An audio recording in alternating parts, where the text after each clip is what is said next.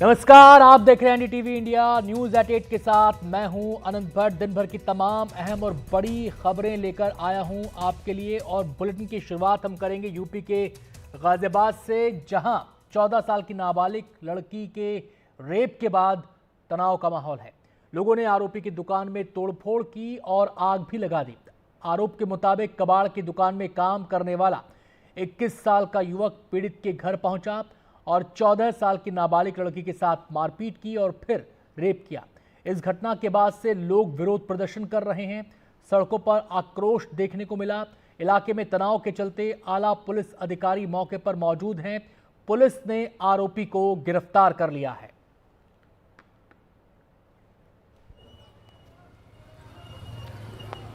और अब हम सीधे रुख करेंगे, हमारे संवाददाता शुभांग सिंह हमारे साथ जुड़ गए हैं और ज्यादा जानकारी के लिए।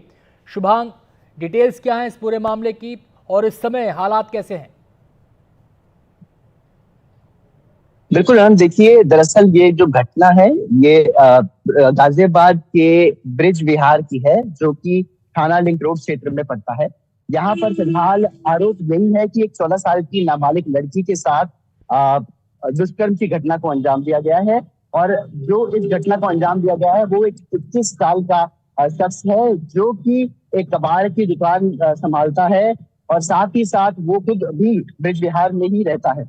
दरअसल नाबालिग के पिता का आरोप है कि उनकी पत्नी नहीं है और वो घर में बच्ची अकेली थी, जिस दौरान दिन के समय में बुधवार को वो अंदर आता है और उसके बाद पहले तो लड़की को बहुत पीटता है और उसके बाद दुष्कर्म की घटना को अंजाम देता है। ऐसे में जो रोष है लोगों में वो साफ तौर पे उस जगह पर देखने को मिल रहा है। जो आज अगर हम बात करते हैं आज शाम की, तो वहां पर जितने भी लोग थे जो प्रदर्शन करने के लिए आए थे, उन्होंने थाने को घेर लिया था। और खास तौर पर देखिए, जो लड़का है 21 साल का फैजान, ये फिलहाल विशेष समुदाय से आता है, जिसकी वजह से जो अनेक हिंदू कम्युनिटीज हैं वो फिलहाल वहां पहुंच गई और उन्होंने भी थाने को घेर लिया। शाम के समय में जब ये जो भीड़ थी ये उग्र हो गई, ऐसे में जो कबाड़ की दुकान थी जिसमें वो काम करता था, जिससे वो संभालता था, उस पर तोड़फोड़ की और वहां पर आग लगा दी। साफ तौर पर जो ब्रिज विहार पुलिस चौकी है वहां पर भारी जाम ऐसे में देखने को मिला, क्योंकि लोगों की भीड़ वहां पर जमा हो गई थी। एक दूसरा समुदाय भी वहां पर मौजूद था, उन लोगों ने भी एक सड़क को ब्लॉक कर दिया जो ब्रिज विहार से आगे जाने का रास्ता था। वहां पर उस सड़क को उन्होंने ब्लॉक कर दिया। ब्रिज विहार से साहिबाबाद जाने का जो रास्ता है उस सड़क को ब्लॉक कर दिया और जो भी लोग आगे जाने की कोशिश कर रहे थे उन्हें वो लोग लकड़ी के डंडों से डरा रहे थे और कह रहे थे कि अगर आप आगे गए तो हम आप पर भी हमला कर देंगे, इस सड़क से आगे कोई नहीं जाता। जो यूपी पुलिस है वहां पर, गाजियाबाद पुलिस है, वो मौके पर मौजूद थी, लेकिन उन्होंने जितनी भी कोशिश करी, बल का इस्तेमाल करने की कोशिश करी, लेकिन वो लोगों को वहां से नहीं हटा पाई, जिसकी वजह से लंबा जाम वहां पर देखने को मिला। इसकी वजह से पूरी की पूरी जो सड़क है ब्रिज विहार से साहिबाबाद जाने वाली, उसे बंद कर दिया गया। साफ तौर पर फिलहाल अभी वहां पर भारी पुलिस बल तैनात है। रास्ते को जरूर खाली करवा लिया गया है, लेकिन अभी भी लोगों की भीड़ वहां पर उमड़ी हुई है और वो अभी तक इंतजार कर रहे हैं। फिलहाल पुलिस ने इस मामले में फैजान को जो है वो गिरफ्तार कर लिया है और जो 14 साल की नाबालिग लड़की है उसे मेडिकल एग्जामिनेशन के लिए भेज दिया है। जी शुभांग, पुलिस ने आरोपी को गिरफ्तार कर लिया है। आगे के बारे में, कार्रवाई के बारे में, एक्शन के बारे में पुलिस और क्या बता रही है? जी देखिए, फिलहाल जो पुलिस है वो मौके पर जो भीड़ है उसे शांत करने की कोशिश कर रही है। वो कोशिश ये कर रहे हैं कि जो जाम वहां पर लगाया गया था उसे दोबारा ना लगाया जाए। फिलहाल पुलिस इस मामले में अभी ये देख रही है कि आखिरकार और कितने आरोपी उस लड़के के साथ इस मामले में मिले हुए थे। फिलहाल जो फैजान है उसे गिरफ्तार कर लिया है, लेकिन अभी भी जो परिवार है वो वहां पर मौजूद है और उनका कहना है कि सभी आरोपियों को गिरफ्तार किया जाए। जब तक सभी को गिरफ्तार नहीं किया जाता, जब तक सजा नहीं सुनाई जाती है, तब तक हम सड़कों पर बैठे रहेंगे और सड़कों को नहीं छोड़ेंगे। अन्य जो हिंदू कम्युनिटीज वहां पर जुड़ गई है वो उनके साथ है। फिलहाल देखना ये होगा कि कब तक आखिरकार लोगों का जो गुस्सा है वो बरकरार रहता है और वो सड़कों से नहीं हटते। शुक्रिया शुभांग इस पूरी जानकारी के लिए। अगली खबर का रुख करते हैं। कोलकाता कांड का आरोपी संजय रॉय पुलिस की मोटरसाइकिल पर पूरे शहर में घूमता फिरता था और इसी बाइक पर घूमते हुए वो ऐसे ऐसे काम करता था जो कम से कम ऐसे किसी शख्स को तो नहीं करने चाहिए जो पुलिस से जुड़ा हुआ है। वारदात की रात संजय रॉय ने जिस बाइक का इस्तेमाल किया था उसको लेकर भी एनडीटीवी ने बड़े खुलासे किए हैं। ये रिपोर्ट देखिए। आरजीकर अस्पताल कांड के मुख्य आरोपी संजय रॉय की मोटरसाइकिल को लेकर क्या विवाद हो गया। कोलकाता पुलिस ने बताया कि मोटरसाइकिल कोलकाता के पुलिस कमिश्नर के नाम से रजिस्टर्ड थी और इस जानकारी को लेकर भ्रम फैलाया जा रहा है। पुलिस ने अपनी सफाई में कहा कि कोलकाता पुलिस के सारे वाहन किसी यूनिट को सौंपे जाने से पहले पुलिस कमिश्नर के नाम पर ही रजिस्टर्ड होते हैं। WB01AE5021 और नीचे लिखा है KP यानी कोलकाता पुलिस। ये वही बाइक है जिसको CBI ने आरोपी संजय राय के पास से जब्त किया है। संजय राय इसी बाइक का इस्तेमाल कर रहा था वारदात के पहले और वारदात के बाद भी उसने आने जाने के लिए इस बाइक का इस्तेमाल किया। अब इस बाइक का जो नंबर है उस नंबर को लेकर विवाद हो गया है। दरअसल जो बाइक का नंबर है वो कोलकाता पुलिस कमिश्नर के नाम से रजिस्टर्ड है और ये कोलकाता पुलिस की सरकारी बाइक है। आमतौर पर जो सिविल वॉलंटियर्स होते हैं उनको सरकारी बाइक यानी पुलिस की बाइक नहीं मिलती है, लेकिन संजय जो बाइक इस्तेमाल कर रहा था ना सिर्फ वो पुलिस की बाइक थी बल्कि उसका नंबर भी कमिश्नर और पुलिस के नाम से रजिस्टर्ड है। जैसा कि आपको पता है, कोलकाता कांड का मुख्य आरोपी संजय रॉय कोलकाता पुलिस में सिविक वॉलंटियर था। हमने कोलकाता पुलिस के ऐसे ही एक सिविक वॉलंटियर से बात की। हेलो। हाँ हेलो। हाँ भैया, हाँ बोलिए। ये बताइए कि आपको क्या क्या सुविधाएं मिलती हैं? सुविधाएं तो जो नॉर्मली है, सैलरी है और आपका क्या बोलते हैं, सुविधा मतलब वही है, नो वर्क नो पे। अच्छा अच्छा। हाँ। तो सैलरी कितना मिलता है आपको? 10 मिलता है। और यूनिफॉर्म वगैरह मिलता है पहनने के लिए? हाँ हाँ हाँ। अच्छा, ये वो भी पुलिस देता है? ना ना ना, वो हम लोग का अलग है। अच्छा। हाँ हाँ। तो वो कौन देता है? अपने आप करते हैं या पुलिस देती है पैसे? पुलिस की तरफ से मिलता है। अच्छा अच्छा। और ये बाइक वगैरह मिलता है क्या आपको? ना ना, बाइक क्यों देगा, वो तो पेट्रोलिंग ड्यूटी रहता है तो ऑफिसर एक सब 2 आदमी रहता है एक ऑफिसर के साथ। अच्छा, नहीं जो सिविल वॉलंटियर्स होते हैं उनको बाइक मिलती चलाने के लिए पुलिस की? नहीं नहीं नहीं नहीं नहीं नहीं। अच्छा। मतलब वो अगर ड्यूटी पर्पज है तो ऐसे नहीं देता। अच्छा, ड्यूटी पर्पज पे देगा, वैसे नहीं देगा? नहीं नहीं, ऐसे नहीं है। अच्छा अच्छा अच्छा अच्छा। हाँ हाँ, ऐसे नहीं देगा। ओ वो आप हाँ बोलिए। नहीं, ड्यूटी पर्पज मतलब ऐसे कब देती है आपको बाइक? ड्यूटी जैसे अब कोई ड्यूटी जाना है, पेट्रोलिंग हो गया तो उसमें उस समय अच्छा। मिलता है। उसके बाद तो कोई काम के लिए मिलता नहीं, उसे रखा रहता है। सुना आपने, इस पूरी बातचीत ने बता दिया कैसे कोलकाता कांड का आरोपी संजय रॉय बेधड़क पुलिस की मोटरसाइकिल का इस्तेमाल कर रहा था। खबर असम से। असम विधानसभा ने मुस्लिम विवाह और तलाक के रजिस्ट्रेशन के लिए एक नया विधेयक पारित किया है। अब असम में हर मुस्लिम विवाह और तलाक का रजिस्ट्रेशन कराना अनिवार्य हो गया है। रजिस्ट्रेशन का काम सरकारी अधिकारी देखेंगे और काजियों को हटा दिया गया है। अब तक मुस्लिम विवाह और तलाक का काम काजी ही देखते थे। असम के सीएम हिमंता बिस्वा शर्मा ने कहा है कि यह विधेयक मुस्लिम कानूनों के खिलाफ नहीं है। इसका उद्देश्य बाल विवाह को समाप्त करना है। और इस पूरी खबर पर ज्यादा जानकारी दे रहे हैं हमारे संवाददाता रतनदीप चौधरी। आज असम विधानसभा में जो मुस्लिम कंपलसरी मैरिज और डिवोर्स बिल को पारित किया गया है, उसको विधानसभा में ये पारित हो चुका है। और इसके साथ साथ असम में मुस्लिम निकाह और तलाक, ये दोनों मामले जो हैं इसकी रजिस्ट्रेशन अब कंपलसरी हो चुकी है और सरकारी जो ऑफिशियल द्वारा ये की जाएगी। इसके पहले असम में 1935 का जो एक्ट था उसके तहत मुस्लिम जो विवाह और तलाक, इन दोनों मामलों में जो रजिस्ट्रेशन होती थी वो काजी करते थे और वॉलंटरी होती थी, कंपलसरी नहीं होती थी। मगर अब ये नया लेजिस्लेशन लाया गया है। आज इसके ऊपर जब विधानसभा में सदन के अंदर जो वहाँ पे बहस हुई, जो डिस्कशन हुआ, वहाँ पे सरकार पक्ष की तरफ से मुख्यमंत्री हिमंता बिस्वा शर्मा ने ये कहा है कि किसी भी तरह से ये शरिया लॉ या फिर मुस्लिम पर्सनल लॉ के खिलाफ नहीं है, या फिर उनका यह भी दावा है ये इस्लाम के खिलाफ नहीं है, तो ये रिलीजियन के खिलाफ नहीं है। सरकार का ये जो नया कानून है ये करने का मेन मकसद मुख्यमंत्री ने कहा है, जो कि बाल विवाह होते हैं असम में, इसको रोकने के लिए पिछले साल से ही बाल विवाह के विरुद्ध एक मुहिम छेड़ी थी राज्य सरकार ने।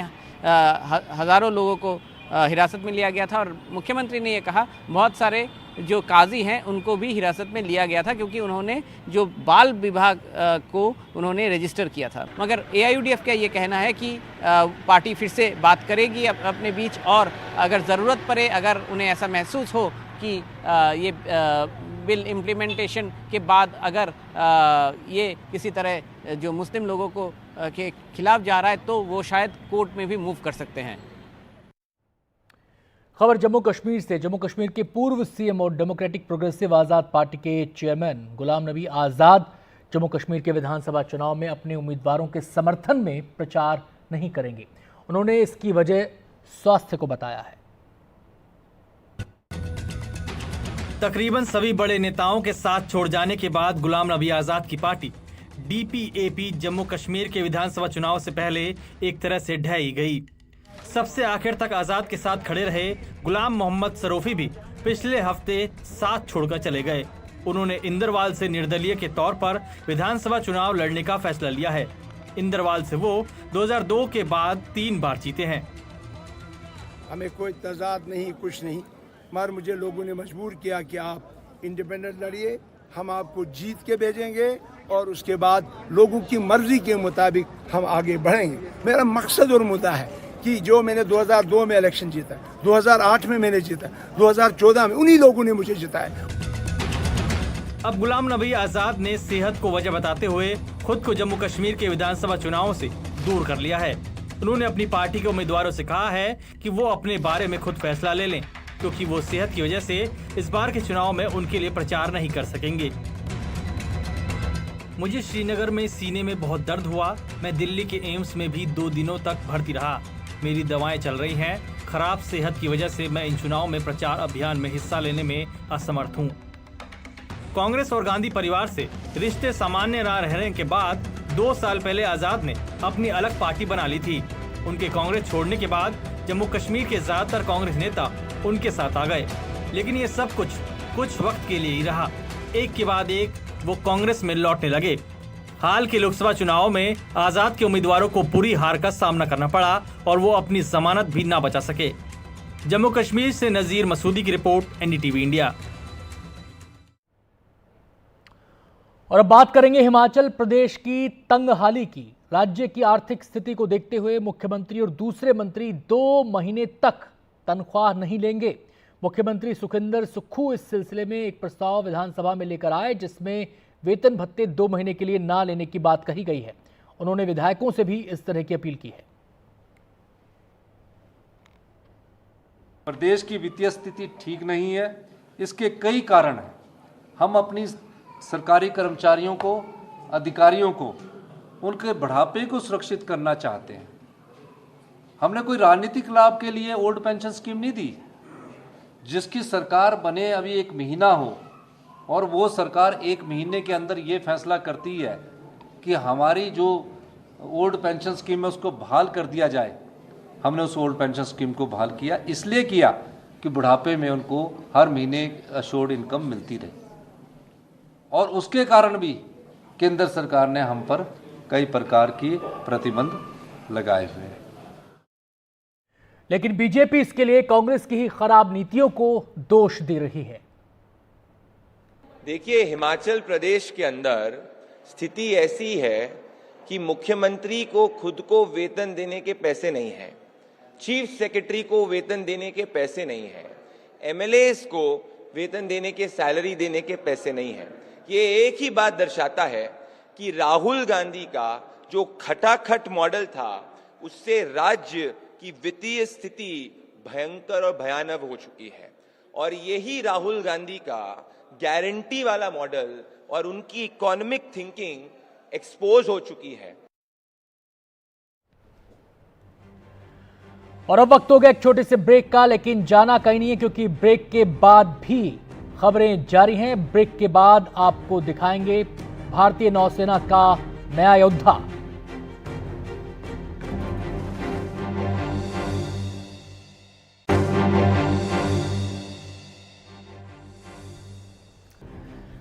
और अब आपको भारतीय नौसेना के नए योद्धा से मिलवाते हैं, जिसके आने से भारतीय सेना की समुद्र में ताकत और बढ़ने वाली है। दरअसल नौसेना के बेड़े में दूसरी परमाणु पनडुब्बी INS अरिघात शामिल हो गई है। इसे विशाखापत्तनम स्थित शिप बिल्डिंग सेंटर में बनाया गया है। इसका डिस्प्लेसमेंट 6000 टन है, लंबाई करीब 113 मीटर है। इसकी सबमरीन लॉन्च्ड बैलिस्टिक मिसाइल की रेंज 750 किलोमीटर है। इसमें 4 K4 मिसाइलें भी हैं, जिनकी रेंज 3500 किलोमीटर है। इसके अलावा इस पनडुब्बी में 21 इंच की 6 टॉर्पीडो लगी हैं और इस बारे में विस्तार से बता रहे हैं हमारे संवाददाता राजीव रंजन। भारत को रक्षा क्षेत्र में बड़ी कामयाबी हाथ लगी है। नौसेना के बेड़े में स्वदेशी परमाणु पनडुब्बी INS अरिघात को शामिल कर लिया गया है। इसे स्ट्रेटेजिक फोर्सेस कमांड के तहत काम करेगी है। भारत के पास पहले से ही देश में बनी हुई परमाणु पनडुब्बी INS अरिहंत थी। INS अरिघात के आने से नौसेना की ताकत कई गुना बढ़ गई है। अब वो चीन और पाकिस्तान से मिलने वाली चुनौती का न केवल सामना कर पाएगा, बल्कि मुंहतोड़ जो है नौसेना जवाब दे पाएगी। INS अरिघात जो है परमाणु ईंधन से चलने वाली पनडुब्बी है, यानी इसे ऊपर जल्दी आना नहीं पड़ेगा समंदर के ऊपर। कई महीनों तक समंदर के अंदर ये ऑपरेट कर सकता है और पनडुब्बी के आने से नौसेना की ताकत इतनी बढ़ जाती है कि जिसका अंदाजा समंदर में ही लगाया जा सकता है। यह 6000 टन वजनी है और अगर लंबाई की बात करें तो ये 113 मीटर है और इसमें जो अगर रेंज की बात करें तो इसका जो रेंज है वो तकरीबन 335 किलोमीटर है। इसमें कई बैलिस्टिक मिसाइल लगी हुई हैं और इसकी 6 टॉर्पीडो लगे हुए हैं, यानी समंदर के अंदर से भी फायर कर सकता है। नौसेना की जो ज़रूरतें हैं और ख़ासकर जो चुनौतियां हैं उसको देखते हुए INS अरिघात काफ़ी ज़्यादा कारगर है। अब भारत जो है तीसरा जो है देश में बनी हुई परमाणु पनडुब्बी बना रहा है और जिस तरह की ज़रूरतें हैं उसके हिसाब से यह जो पनडुब्बी है परमाणु पनडुब्बी काफ़ी ज़्यादा अपग्रेड किया गया है।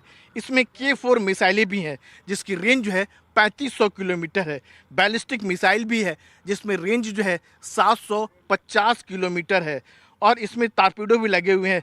तो कुल मिला जुला कर कह सकते हैं कि अगर समंदर के अंदर कहीं कह सकते हैं कि समुद्री जो है आपको सुरंग हो या मिसाइल हो, किसी भी तरह की चुनौती हो, तो यह जो पनडुब्बी है INS अरिघात उस चुनौती का जवाब देने के लिए पूरी तरह सक्षम है।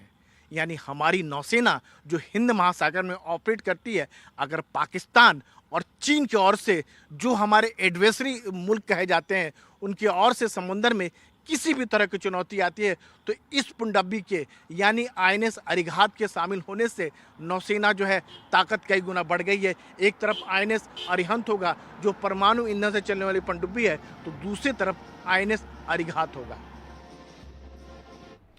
झारखंड में झारखंड बिहार की पहली ट्रांसजेंडर को चिकित्सा पदाधिकारी के तौर पर नियुक्त किया गया है। पश्चिम सिंहभूम में CM हेमंत सोरेन ने ट्रांसजेंडर अमीर महतो को 365 सामुदायिक स्वास्थ्य पदाधिकारियों के साथ नियुक्ति पत्र सौंपा। बिहार झारखंड की पहली ट्रांसजेंडर सामुदायिक चिकित्सा पदाधिकारी बनने पर बेहद खुश हैं। बहुत हैप्पी हूँ सर, बहुत खुश हूँ क्योंकि CHO की आज नियुक्ति पत्र मिली है हेमंत सरकार द्वारा।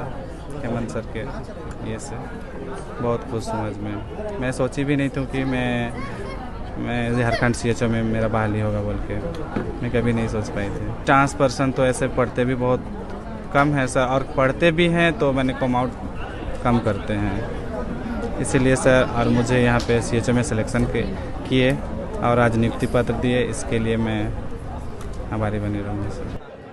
अमीर के साथ 365 लोगों को कॉन्ट्रैक्ट पर हेल्थ ऑफिसर बनाया गया है। खुद CM हेमंत सोरेन ने इन लोगों को पश्चिमी सिंहभूम में एक कार्यक्रम के दौरान नियुक्ति पत्र सौंपा। कई लोग ये कहते हैं कि हमने 4 साल में किया दिया, तो मैं भी यही कहता हूं कि हमने 4 साल में ये दिया जो सामने बैठे। आज लगभग 365 कम्युनिटी हेल्थ ऑफिसर आप नियुक्त हो रहे हैं। बड़ी आशा उम्मीद के साथ आप लोगों ने भी बहुत मेहनत किया होगा इस पद को पाने के लिए, इस जगह में आने के लिए। इन 365 लोगों को राष्ट्रीय स्वास्थ्य मिशन झारखंड के तहत काम दिया गया है। रांची से हरिवंश शर्मा की रिपोर्ट। अडानी समूह के प्रमुख गौतम अडानी भारत के सबसे अमीर शख्स हो गए हैं। हुरून इंडिया रिच लिस्ट में उनकी संपत्ति 11.61 लाख करोड़ रुपए आंकी गई है। इस लिस्ट में अंबानी समूह के मुकेश अंबानी दूसरे नंबर पर हैं। अडानी समूह के अध्यक्ष गौतम अडानी भारतीय अर्थव्यवस्था की मजबूती के प्रतीक बनते जा रहे हैं। बीते एक साल में उनकी संपत्ति 95% बढ़ी है और बीते 5 साल में देश के 10 सबसे अमीर लोगों के बीच बढ़ोतरी की सबसे तेज रफ्तार उनकी ही रही है। हुरून इंडिया रिच लिस्ट के मुताबिक गौतम अडानी की कुल संपत्ति 11.61 लाख करोड़ रुपए है। दूसरे नंबर पर रिलायंस समूह के मुकेश अंबानी है, जिनकी संपत्ति 10.14 लाख करोड़ है। इस सूची में तीसरे नंबर पर HCL टेक्नोलॉजी के शिव नादर और उनका परिवार है, जिनकी कुल संपत्ति 3.14 लाख करोड़ रुपए है। चौथे नंबर पर साइरस पूनावाला है, जिनकी संपत्ति 2.89 लाख करोड़ रुपए है और पांचवें नंबर पर दिलीप सांघवी हैं, जिनके पास 2.49 लाख करोड़ रुपए है। लेकिन यह कुछ लोगों या समूहों के अमीर होते जाने की कहानी भर नहीं है। इसमें भारतीय अर्थव्यवस्था के विकास के पहियों को भी पहचाना जा सकता है। नए भारत में दूसरे देशों के मुकाबले अमीर बढ़ रहे हैं और तेजी से बढ़ रहे हैं। इस साल देश में 18 लोग ऐसे हैं जिनकी संपत्ति 1 लाख करोड़ से ज्यादा है। बीते साल इस सूची में बस 12 लोग थे। 10 साल पहले बस 2 लोगों के पास 1 लाख करोड़ से ऊपर की दौलत हुआ करती थी। भारत में अरबपतियों की तादाद भी तेजी से बढ़ी है। इस लिस्ट के मुताबिक भारत में 1539 लोग ऐसे हैं जिनके पास 1000 करोड़ से ज्यादा की संपत्ति है। बीते साल के मुकाबले 220 लोग और इस सूची में शामिल हो चुके हैं। यानी लगभग हर दूसरे दिन कोई न कोई भारतीय 1000 करोड़ की सूची का हिस्सा बन रहा है।